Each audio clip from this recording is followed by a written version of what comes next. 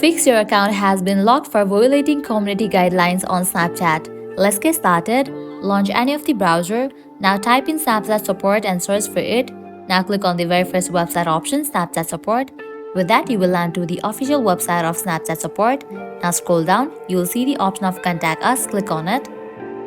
Submit a request. From here, you have to select the option of I can't access my account. Tell us more. Select the option of I think my account was compromised. Now scroll down. Now you have to fill this. Firstly, type in your username and then type in your email address. Likewise, type in your mobile number over here. In the description section, you have to describe about your issue.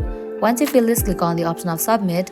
And with that, you have just submitted a request to the Snapchat support. Now Snapchat support will get back to you within 24 hours, and with that, your problem will be fixed. So this is how you can fix your account has been locked for violating community guidelines on Snapchat. If this video was helpful, don't forget to like, share and subscribe. Thank you.